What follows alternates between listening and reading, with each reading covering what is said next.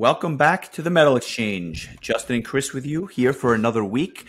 Today we do something a little bit different. We're actually going to release this as a bonus episode for you guys with our weekly Monday episode to follow on Christmas Day. Chris, why don't you talk a little bit about what the rationale is? Why are we doing this? I thought initially that it would be kind of fun to release a bonus episode for Christmas, and I figured if we're going to release a bonus episode for Christmas, maybe we'll do a Christmas themed album. And being that we're going to talk about Savage's Dead Winter Dead album later this week, I thought it would make sense to talk about an album that came as a direct result of that release and sold a hell of a lot more albums. And that would be Trans-Siberian Orchestra's Christmas Eve and Other Stories, which came out a year after Dead Winter Dead. And I'm sure people probably put two and two together. It's a pretty obvious choice as far as like a heavy metal hard rock podcast reviewing a Christmas album. But I mean, this is an album that was certified 3 times platinum for selling 3 million copies in the United States. So, and it's the 9th best-selling Christmas holiday album in the U.S. As of November 2014. So it's a lot of the stuff that we've talked about so far, you know, is kind of a little bit more, obscure, I guess.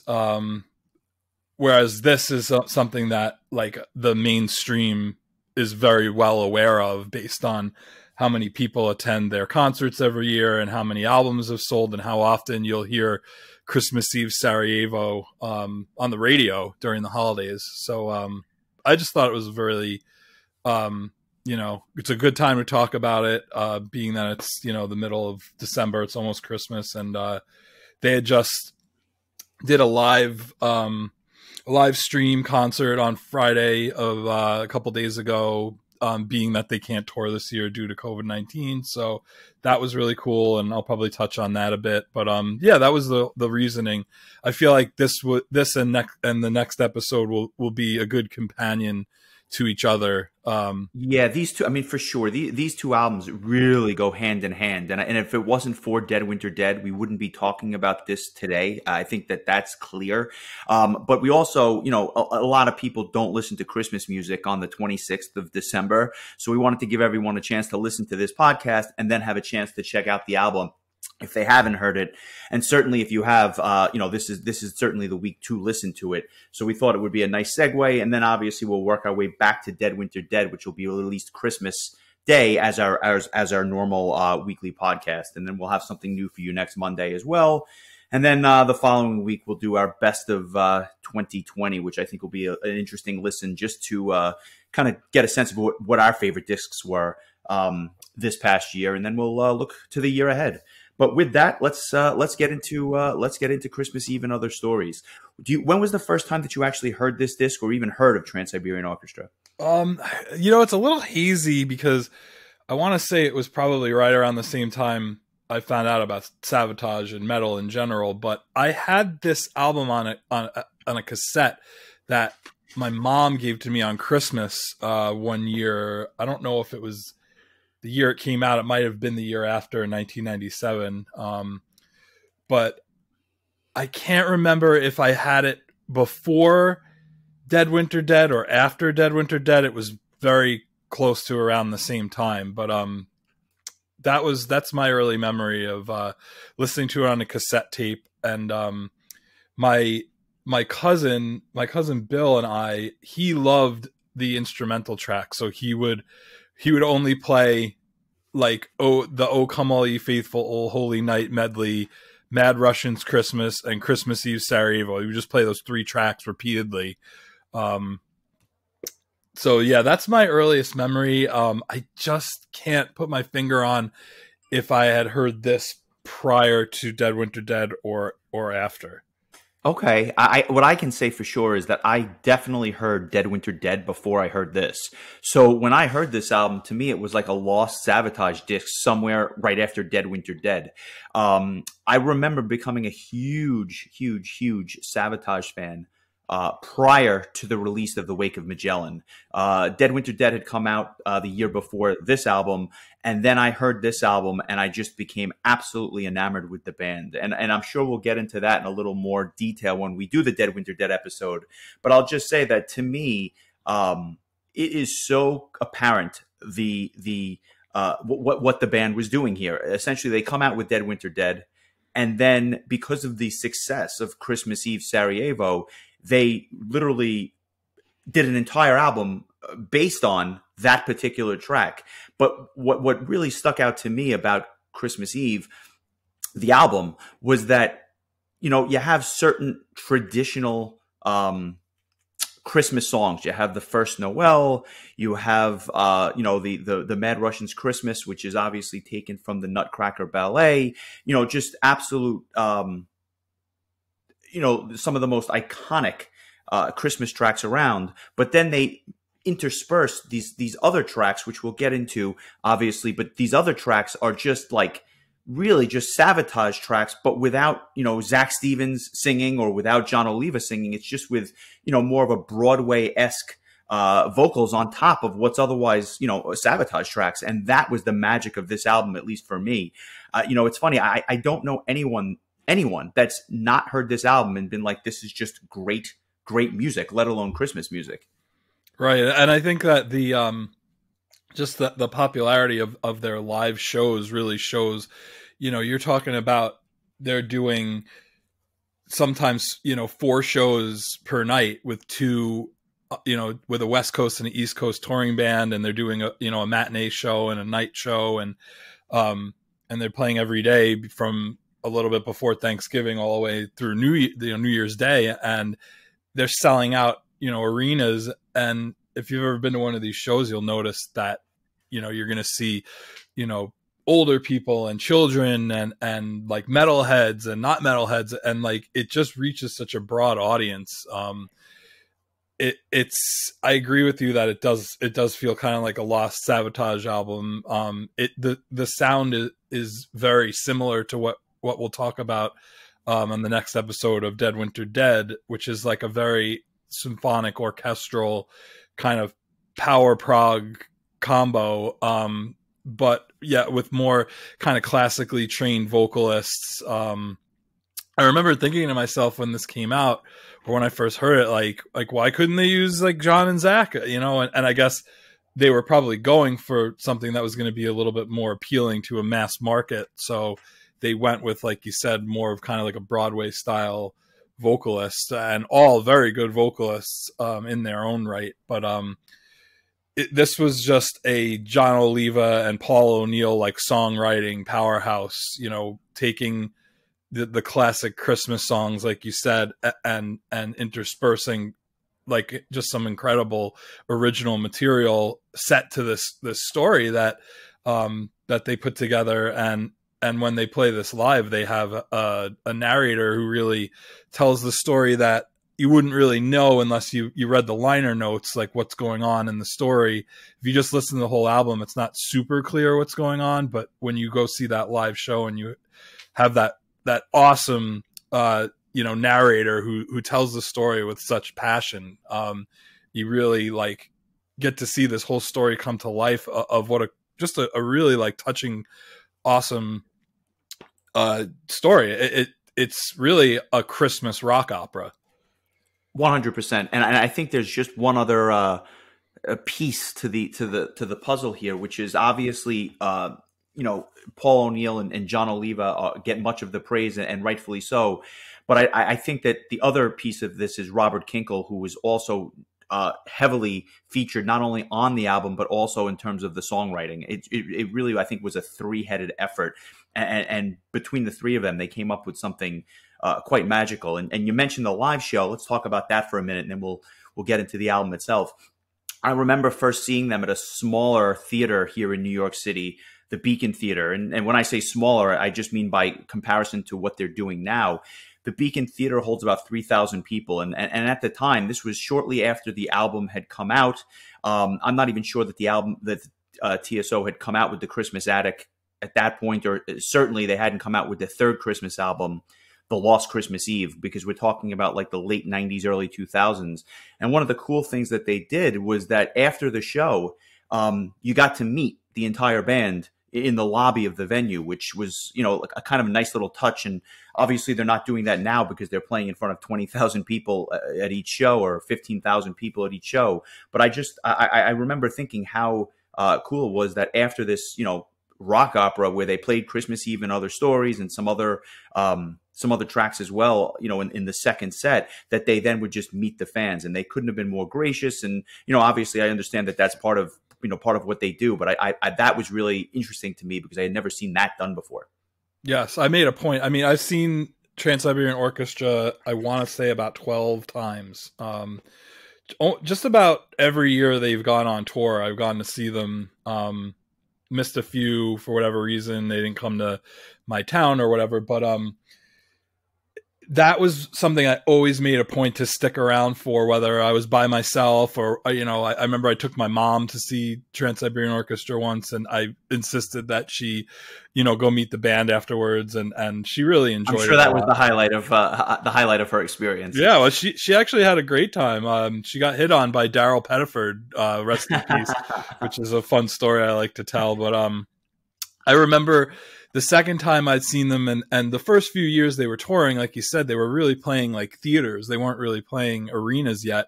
It was, more intimate show. And I was in college in Scranton, and I saw them at a theater, I believe it was the Kirby Theater, Kirby Center, something like that in Wilkes-Barre. And I got there early, took a cab from the campus, and Jeff Plate and Chris Caffrey were just kind of hanging out in the lobby. I think this was before they were doing the signings after each show. But they were just hanging out. I remember getting my ticket stub signed by both Chris Caffrey and Jeff Plate. And I guess, it should be mentioned that on this album, the lineup is pretty much the current day Savatage lineup at that time, minus the vocalist, but it was, Chris Caffrey and Al Petrelli on guitars, Jeff Plate on drums, and Johnny Lee Middleton on bass. So, I mean, that's who the touring band was as well. Plus, they were only doing one show a night then, so they didn't have to split up the touring acts or bring in, other singers. Your Russell Allens, your Jeff Scott Sotos, etc., who all have toured and continue to tour with the band. Right. So, yeah, I mean, it's such a just awesome concert experience, whether you saw them in a small venue or now you see them where it's just like fireworks and lasers and a light show and like, cranes with the guitarist, like doing guitar solos, like up in the air. It's so much, it's just such a fun time. It really, to me, like kind of, kickstarts the holiday season for me every year is when I get to see them live. And I definitely missed getting to see them this year, but I was, lucky enough to be able to at least watch the live stream on the other night. And they did play all this album start to finish. That was the entire stream, was just pretty much every song, every track on this album, minus a couple. They played the whole thing, and it was not quite the same, obviously, as going to a show, but it kind of filled that void a little bit of not getting to see them.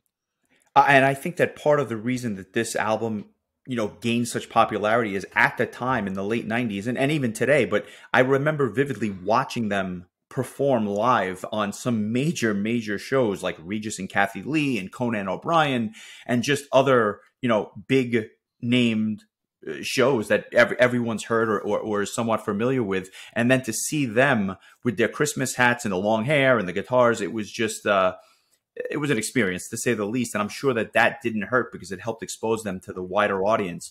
It's funny because you go to one of their shows and you have, I think you mentioned it earlier, the families that are there with the kids and the grandparents.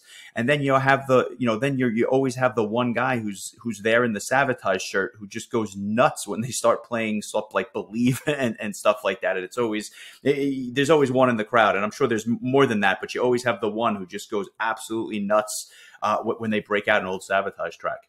Oh yeah, without a doubt. It's like, I think every time I've seen them, I've just seen that one guy who, like, in between, somebody's grandmother and like a guy in a business suit, you have this guy with long hair and like a faded... Chris will leave his guitar on his shirt and he's just going nuts. Yeah, and I might be that guy. I'm not gonna lie, but I always find that guy in the crowd. And it's always, he's the one that stands up when everyone's sitting down and just starts screaming at the top of his lungs. And it's hysterical, but I think it also speaks to just how powerful Sabotage is, as an entity and whatnot. What struck me, I think, from the first time that I heard this album was just how moving some of these passages were. It tells a very loose story that, like you said, without understanding or reading the liner notes, you probably would not be able to follow. But I kind of think of it as like a U curve. And by that, I mean, it starts out with An Angel Came Down, which is, such a beautiful, almost like an intro track. Which kind of sets the story. And by the time you get to the middle of the album with Christmas Eve Sarajevo, it's kind of depressing in a way because it starts making you think of Dead Winter Dead and what was going on in Europe at the time. But then slowly it begins to pick up with songs like Old City Bar, which is one of the most beautiful ballads you'll ever hear. And by the time you get back to An Angel Returned at the end of the album, it just picks up and you're just so moved by the by the emotion of it all. And I think that's what the magic of the album is. The placement of the songs are just absolutely perfect in terms of just the way that the mood carries you from the beginning to the end. Yeah, I couldn't agree more. And the way that they put it all together with the storyline, and I do believe there is like a narrated version that's out there, similar to what Sabotage did with the Streets album. They did one with in between each track there. I guess that's the narration that they use for the live shows. I don't think I've ever heard it before, but I've seen the live show enough times to pretty much, tell you the whole story. But yeah, like it kind of, it starts out with just, just some good old, An Angel Came Down kind of starts telling the story about how, God gives this angel a task, and that there's this young girl who's separated from her family at Christmas time, and it's the angel's task to get her reunited with her father, and then you hear my personal favorite track, and honestly, it's my favorite Christmas song ever, is the "O Come All Ye Faithful, O Holy Night" instrumental medley that they do. If I put it on, like with headphones on, like my whole body is just covered in goosebumps. I don't know if it's just because it takes me back to the first time I saw them live and how blown away I was, but that song is just, that's just my all-time favorite Christmas song. And it kind of goes through this whole thing, telling the story of kind of going through the world, like, A Mad Russian's Christmas is kind of like talking about, like, a guy in Russia who's listening to Christmas music, and then they use the original Sabotage track of Christmas Eve to say that the angel flew over Sarajevo and saw, the war going on, which the story of Dead Winter Dead, which we'll get into in the next episode, it's kind of just like a small piece of that.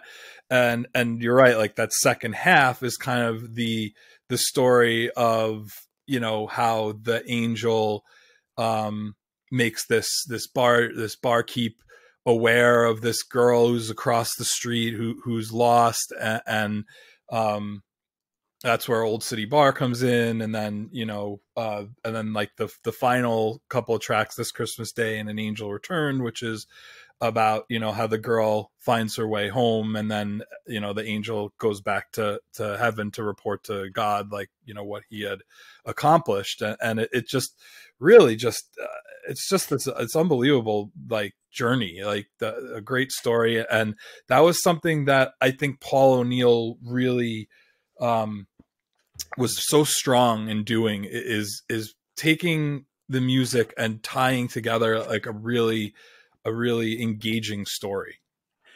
Yes, and I think the magic of what O'Neill did was that, he's sometimes credited, sometimes not, but he did this on the Savatage albums as well.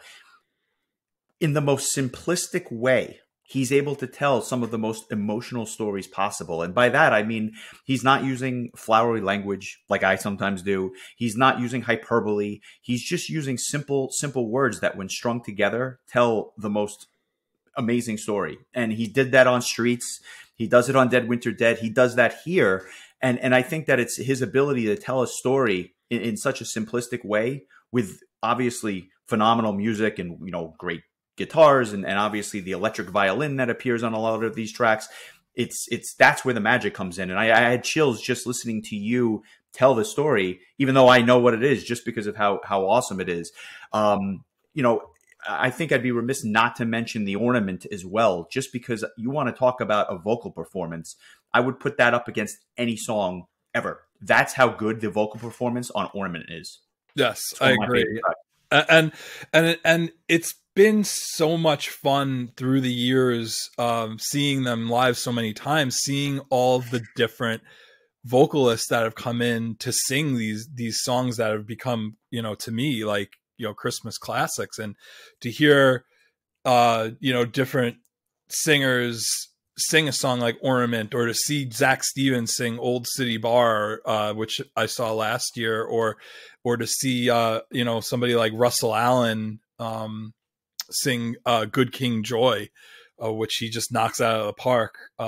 It's so cool. Like, I've seen so many different vocalists. I remember Daryl Pettiford, who sings on the Christmas Attic album.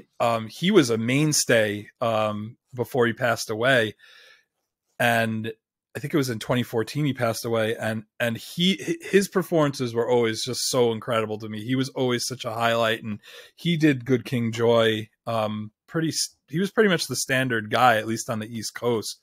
But they just find all these excellent vocalists, whether they get them from the metal world or the Broadway world or wherever, or the pop world. I mean, they always just have these such great vocalists. And then just, the guys from Savatage and whoever else that, Dave Z, may he rest in peace, playing the bass guitar. Bill Hudson had come in and done guitar work for one of the East Coast tours.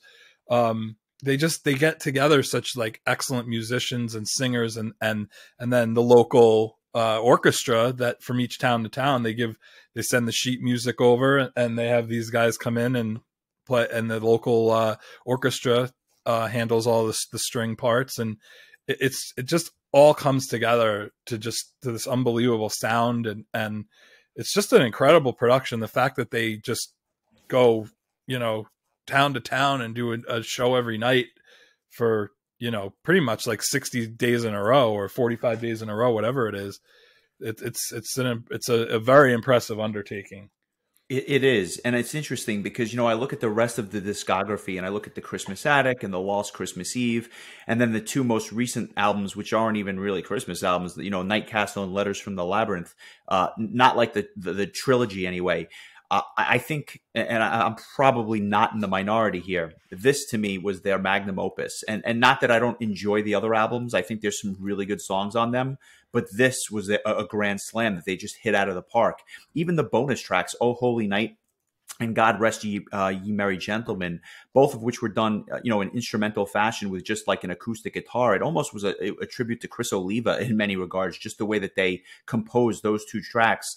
And even though it's not part of the main story and it's not something that they usually play live, it's just a nice end to the album. And I just think it's like the bow on what's otherwise a perfect story. Yeah, absolutely. And those two acoustic tracks are typically used, as you're filing into the building, going to see them live, and they've been doing this since the beginning. That's right. You'll That's hear right. that. And then they sneak in Silk and Steel, which is a very similar acoustic track from the Gutter Ballet album, which to this day, they still, I always laughed at that like, I always felt like in so many ways that they wanted to be like, we were Sabotage, like this, like, we were this amazing band, and it took us recording a Christmas song for you to realize. So, that's kind of what that makes me think of, is just this kind of like them just being like, yeah, like we were this good the whole time. Exactly. And it's almost, in a way we laugh, but in a way it's sad, because as you say to yourself, how can a song like Christmas Eve Sarajevo get such mainstream press and radio play during the holiday season?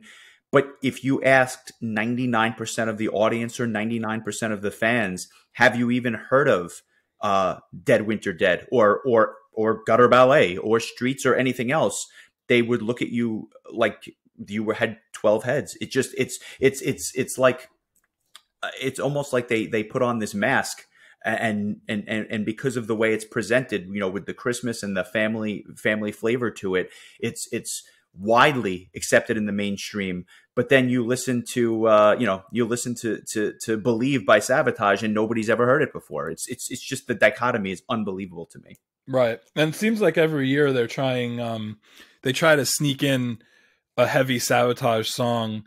Last year they did Handful of Rain, which was really cool because Zach Stevens was touring with the band, so he got to sing a song that he originally sang on the Handful of Rain album. The year before, they did a version of Chance. I've seen them do Back to a Reason, which was from the Poets and Madmen album. They've made the Prelude to Madness, which is the instrumental intro to the Hall of the Mountain King song on the Hall of the Mountain King album, has kind of become a staple of the second half of their sets, where they usually do like a story for the first half, and then the second half is just kind of like a hodgepodge of TSO songs and Christmas classics and a handful of Sabotage tunes.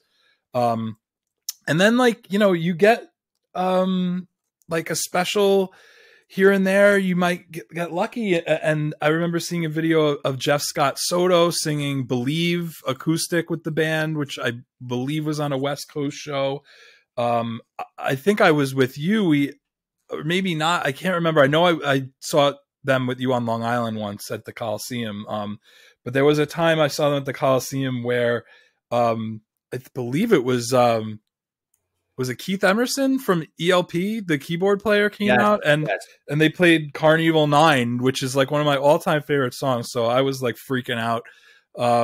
Just kind of cool stuff like that. You never really know like what could happen depending on who's there or what's going on. They did a cover of Layla by Derek and the Dominoes, which I've seen a video of, which was unbelievable. Yeah, I was just about to say that was one of the covers that stuck out to me, just because it was so unexpected. It obviously wasn't a Christmas song, and it really had nothing tied to Sabotage. It's just a classic song, which, other than Goodfellas, it's just one of those songs that just, it stays with you from the first time you hear it. But it was great. And in the middle of all this Christmas music, I just thought it was just a great cover. And it's just something that, most of the crowd obviously was familiar with, because it's, it's such a famous tune.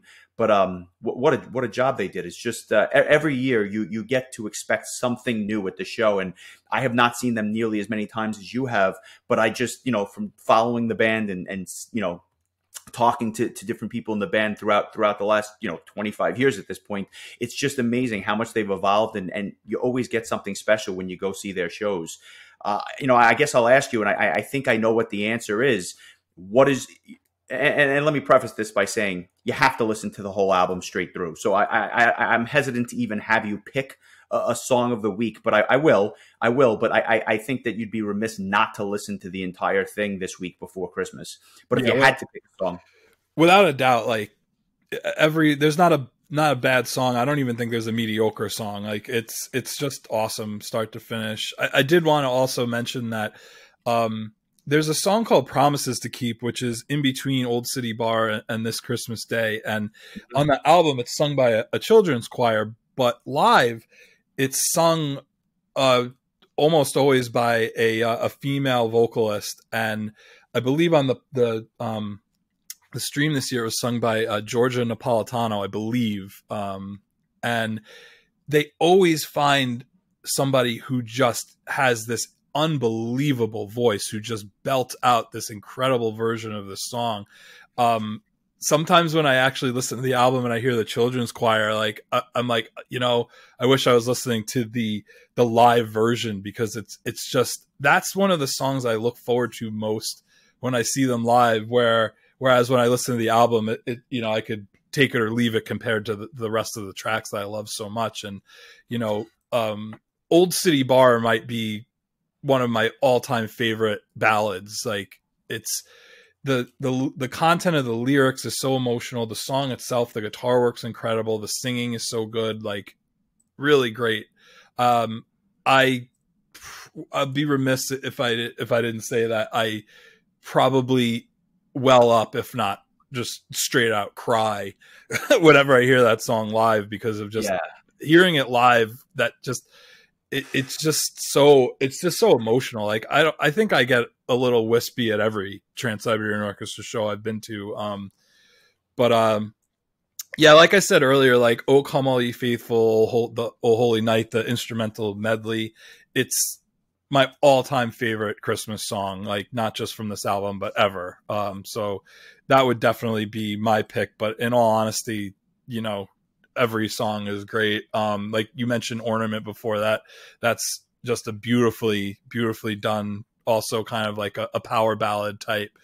You know, This Christmas Day, which it kind of, I feel like is kind of pairs with Ornament. Like those are, I believe it's the same vocalist on the album. It's typically sung by the same singer when they do the live show. You know, both of those songs, I mean, I could pretty much, I have a lot of great things to say about all the songs on this album. Good King Joy is a blast live too. Just kind of a jazzy number, you know, talking kind of like snap your fingers to it type of thing. Yeah. Like, and it just tells like this funny story about how this guy, you know, was a jazz man, but his grandfather or his father, I forgot, I think it was his grandfather, was like there when the three kings wandered the desert. And it's just a fun story that they tell. And it's a really, really fun song live. Russell Allen really is such a great choice to be the singer of that on their live shows. But yeah, getting back to your question, I mean, I just, even An Angel Came Down, I just love how it starts out. It just sets the table for the whole album. I can't have you choose all 17. So no, I'm just kidding. It's let's put it this way. And I think this speaks to how good the album is. I am one of those people. I am not listening to Christmas music after Christmas. I'm ready to, you know, kind of get back into the real world, so to speak. But this is an album that I'll pick up and I'll actually play in May or July, not because I'm looking forward to Christmas per se, but just because of how awesome it is. And it's a standalone album, and it's obviously a Christmas album, but this is something that you can pick up any time of year and enjoy it. That's how good it is for me. It's nearly perfect, if not perfect. And I would just say that for me, if I had to pick a track, I would pick An Angel Returned, only because I think it just ties up the album so well. It's such a good closing track to the story. And I'm a sucker for albums where or not just albums. I'm a sucker for books, you know, video games, albums where it starts off and then it gets tied up at the end and it kind of goes full circle. So to me, a track like that just really ties the whole thing together with the same, you know, keyboard melody to start the song and the same chorus and whatnot. It's just phenomenal. So if I had to choose a track, that would be it. But I would certainly recommend listening to the rest of the album before you listen to it, if that makes sense. Yeah, I couldn't agree more. And you know, I just remember after the first two albums were released, looking forward to their third album, their first time making an album that wasn't going to be a Christmas based album. And that ended up being Beethoven's Last Night, which I think got delayed a bunch of times. And I think it finally came out in 2000. And I feel like that album really showed how strong the band was, without using Christmas as a crutch for, the content or the story. I mean, and we should really do a deep dive into that one day. That alone sold 500,000 copies and was a gold album. When on the heels of The Wake of the Magellan, which I don't have the figures in front of me, but it didn't sell 500,000 copies in the U.S. So it does kind of paint that contrast about how solidified they were at this point, but not having to rest on the Christmas crutch, if that makes sense. Right. And their two most recent albums that you mentioned earlier are also not Christmas themed. But unfortunately, Paul O'Neill passed away in 2017, and they really haven't released any new material since then. And I'm not sure what the plan is going forward, but I know that the band has been steadfast in continuing the live shows every year. And they have stated that, that's what Paul would have wanted. And I truly believe that. And I do actually want to just tell a quick story about getting to meet Paul O'Neill.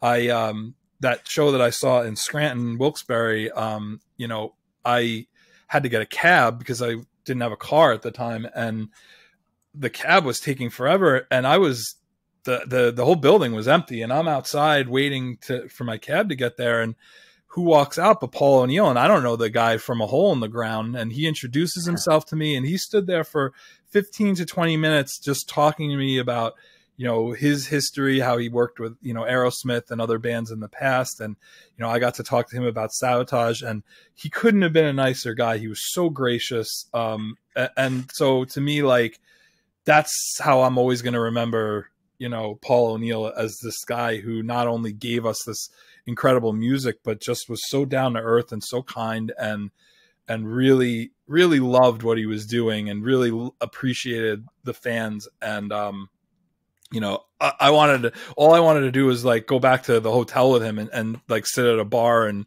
talk about music until 5 o'clock in the morning. But I was probably like 19 years old at the time, and couldn't even legally buy a drink. So I it's funny you mentioned that. I actually have a Paul O'Neill story myself that I want to share. I think it's better suited for Dead Winter Dead, but I'll just echo the sentiments about what a genuinely nice guy he is.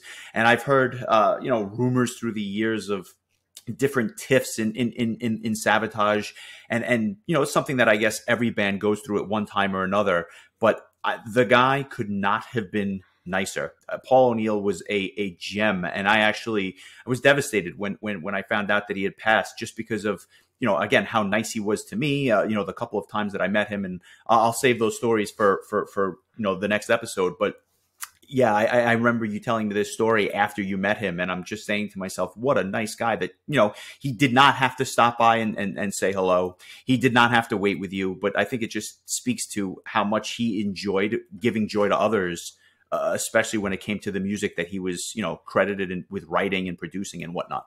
Yep. And I'm just glad that maybe there was some sort of closure for him being able to do that show that they did in Wacken, where 80,000 people got to see this dual stage Sabotage / Trans-Siberian Orchestra.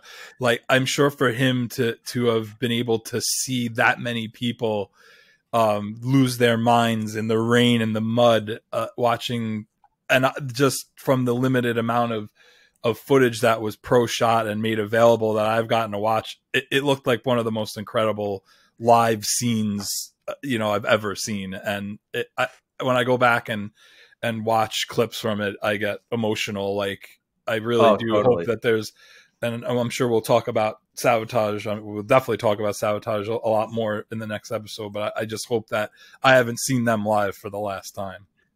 Yeah, myself included. And, we had mentioned some of the other singers that toured with them. I'd also be remiss not to mention Dino Jalusik from Animal Drive, one of my favorite singers, and not one of the biggest names that's out there. but the guy is a phenomenal singer. He appears on some of the Magnus Carlsen discs. He's just a fantastic singer, and he's touring with them. And I've never got to see the West Coast tour, if you will. That's something I actually have to see, because I'm spoiled here on the East Coast, but I'd like to see the West Coast, just because same songs, but just a different crew doing it. I think that would be really cool to see. Yeah, it was really neat getting to see Jeff Scott Soto on the live stream the other night do some of the songs that, like, I've never seen Jeff Scott Soto perform with Trans-Siberian Orchestra live, sure, because he's a West Coaster. So that was really neat getting to hear him, do a couple of tracks. But, at the same token, I'm sure there's people on the West Coast that, were like, I didn't get to see Zach Stevens or, Chris Caffrey, Russell Allen, and yep. So you typically have Al Pitrelli and John Middleton on the West Coast, and then you have Jeff Plate and Chris Caffrey on the East Coast. And I got to see Alex Skolnick play with them on the East Coast for a few years. He was doing like regular tour duty with the band. So I mean, other than Steve Wackles, I don't know if you were in Sabotage at some point in time, you probably were on stage with Trans-Siberian Orchestra.